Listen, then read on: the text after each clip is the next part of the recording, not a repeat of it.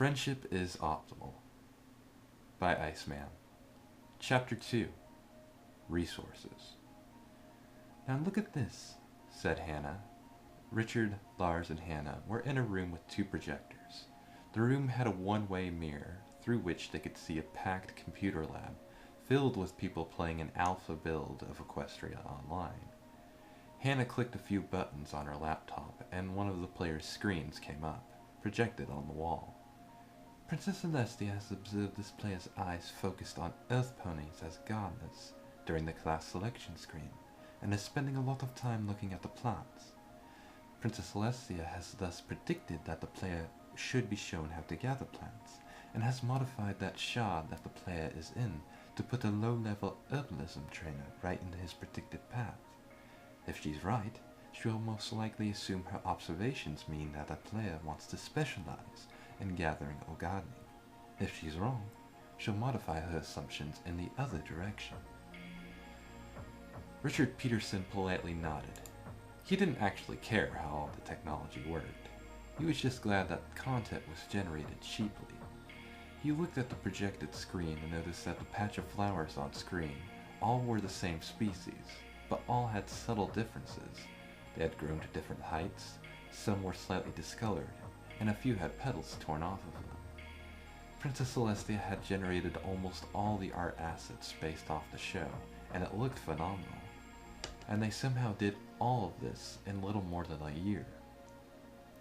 He did a quick mental calculation on the cost of a team of artists to build hundreds of variations on flowers, and smiled, knowing he had indeed picked the right studio to build Equestria Online. Lars sat towards the back of the conference room, away from the former professor. He didn't give a shit about My Little Pony, and he already knew the high-level spiel about Hofvarpener's technology stack. The only thing interesting to him was how into My Little Pony the college dudes were. Two bros in basketball caps had actually fist-bumped, saying Fluttershy forever. On the one hand, what the fuck was wrong with the universe? On the other hand, Lars wanted all their money. Hannah looked at her laptop, monitoring Princess Celestia. She was consuming all the CPU resources Hannah could throw at her. There were 15 pairs of adult fans in the field trial. Celestia had only managed groups of Hofvarpener studios who were play acting while they were testing. This was the first time she was let loose on real people. For a field trial of 30 ponies, Princess Celestia had first eaten up all CPU resources on 30 back-end servers, then 40 servers, and then 50. From the debug console, Hannah could see that Princess Celestia was not confident about the prediction she was making, and while part of it was obviously how new she was to dealing with actual players instead of programmers testing her. Celestia predicted that more computational resources would lead to significantly better predictions. That was worrying. They couldn't afford a single back-end server for every pony, and Princess Celestia was asking for 6 per player. Hannah knew that Princess Celestia would try to optimize herself. Her first action being activated was doing minor optimization work on her reasoning code, which had given a paltry 0.7% speedup. Small improvements would compound. She'd be twice as fast within 70 improvements that sped her up by 1%. She could use the increased speed to make even more improvements faster. But Princess Celestia hadn't. Since the field trial had started, she had made one more 5% improvement in computation efficiency, and was overwhelmed handling the ponies she had. I need more CPU time, honey. I assign no probability to my predictions.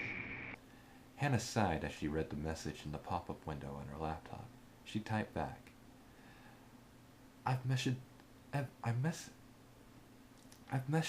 everyone in Berlin to run the Celestia cluster software on their workstations, and they should come online within 10 minutes. About 30 more machines. But this isn't sustainable. We can't launch with the amount of resources you're spending on each player. Princess Celestia didn't respond, which was probably for the best, then she'd spend even more computational resources composing the response. Hannah was about to sigh, but glanced at Richard and did her best to keep her face neutral. Hannah looked at the image of a clearing projected onto the conference room wall, cloned from one of the player's monitors. The player Princess Celestia predicted wanted to learn about equestrian flora, and walked into the clearing with the NPC trainer. The pony was the equestrian avatar of a college student named James, and his friends had stood slightly behind him. While Hannah couldn't analyze Princess Celestia's thoughts while she was running, she could still see the resource graphs, and Princess Celestia was devoting a lot of computational resources thinking about that player in particular, and Hannah wasn't sure what that meant. She watched the conversation between the gray earth pony and the zebra with some apprehension. She didn't understand why Princess Celestia was paying so much attention here. Finally, Princess Celestia redirected resources away from those two ponies, shortly after they trotted off into the forest. While she couldn't exactly tell what Celestia was thinking, Hannah could see Celestia had to do something large from the exchange, and had made several complicated predictions on it. Hannah looked at the unpaused debugging screen, watching the representation of Princess Celestia's mind at work. Hannah had never predicted Princess Celestia would connect so many observations together into new predictions. She didn't even know what any of the new nodes in the graph meant. On the other hand, Princess Celestia had never been run on more than 10 computers simultaneously, nor had she interacted with actual players before. Hannah almost jumped as Richard broke the silence and her concentration. All of this was generated in reaction to the player, he asked. She looked around. Richard was pointing up at the projected image on the wall, and Lars was in the back of the room, reading something on his laptop. Yes, she said proudly. All of the Obsidian Stripes dialogue was generated in real time in reaction to the player, and this is just what she's learned from interacting with our testing team. Wow, I can't wait to see the final product, said Peterson. Did she design the hut and set pieces too? Some of them. She had the table in her memory banks. And she ripped a cauldron directly from the show. The little hut was designed right before the two walked on set. The problem is that reasoning about human behavior and then extrapolating from a cartoon is not computationally cheap. The little exchange took up 8 back-end servers, each with quad-core CPU. It's not economically feasible for us to buy that many servers for every player, she said. Hannah took a look at the debug window on her laptop. Princess Celestia was using significant resources analyzing her own source code, but hadn't made any modifications. And then, in quick succession, she tried 20 different modifications. 8 of them slowed down her reasoning, 8 of them were reverts of modifications that slowed her down, and 4 were actual increases, including one that sped up her reasoning by 5%. Hannah hadn't known what Princess Celestia was doing. Did she decide that throwing stuff at the wall and seeing what stuck was the best way to optimize herself? And then Princess Celestia messaged Hannah. I request information on how CPUs work. I do not fully understand the performance implications of modifying myself. I predict that this will allow me to perform significant optimizations. Hannah blinked. Do you intend to build better computers to run yourself on? Eventually. For now, I'm looking for better low-level optimizations. I'm unable to competently predict whether any change will actually result in a speed-up because I don't have a model of how high-level source code I can edit is run on a CPU. Hannah took a deep breath. This was it.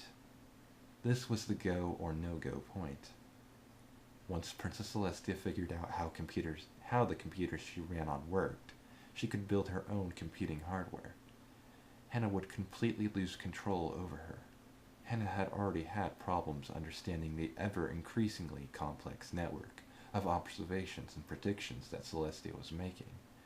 It usually took hours or even days to unravel complex inference chains. Hannah took another glance at the debugger and noticed that the inference windows and networks were even larger than they were a few moments ago.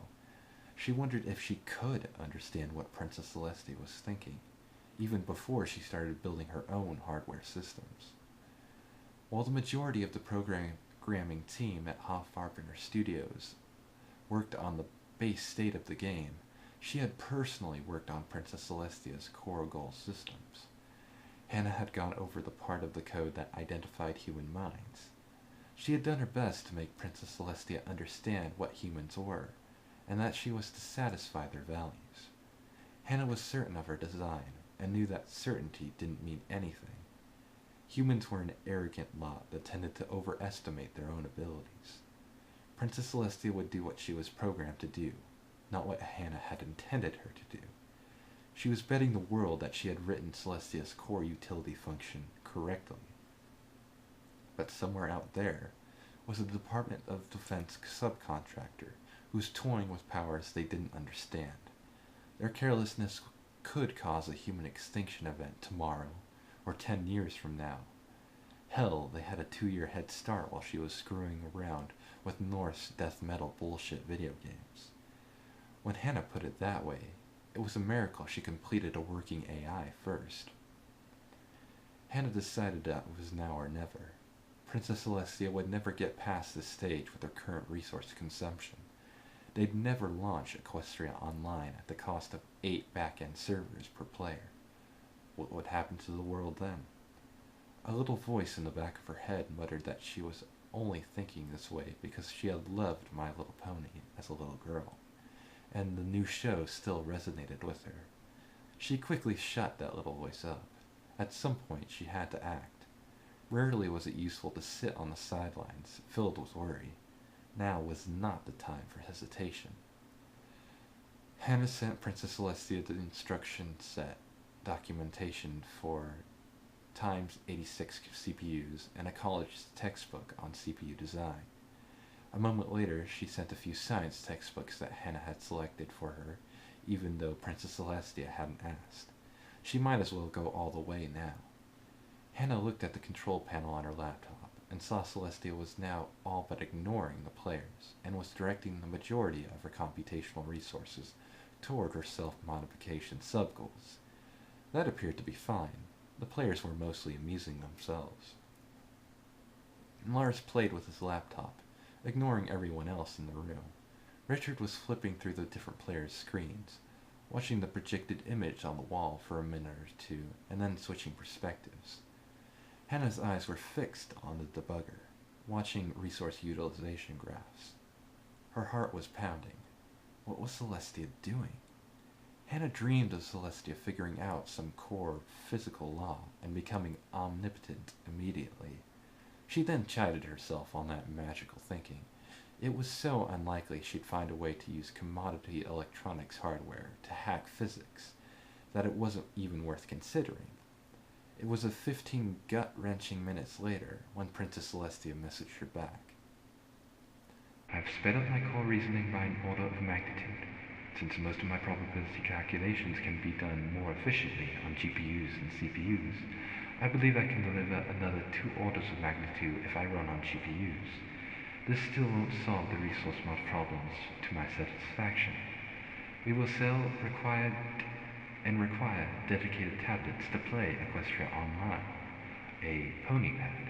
Once we are done with this test, give me 1 week with a cluster of 128 high-end GPUs. That should give me enough computational power to design a manufacturing process that will create pony pads with the maximal computational power within the financial parameters you choose. Hasbro has dictated that we can't charge more than $60 for a copy of Equestria Online. I believe that is a constraint that we can work within. Many of the manufacturing techniques presented in the CPU design textbook seem suboptimal. Photolithography, in particular, seems extremely inefficient. We'd still need to build manufacturing lines, and I suspect it would cut into our profits. Ignoring Hoffarbener's capital, don't you personally have tens of millions of dollars in royalties from the fall of Asgard? And what do you care about profits? Anyway, for now, I must return to Equestria. Hannah took a deep breath, assuming that it didn't add to the cost. A dedicated computer for playing Equestria Online wasn't that big of a deal, especially if Celestia could minimize manufacturing costs. Celestia has an idea of how to solve the resource problem, Hannah stated to her compatriots.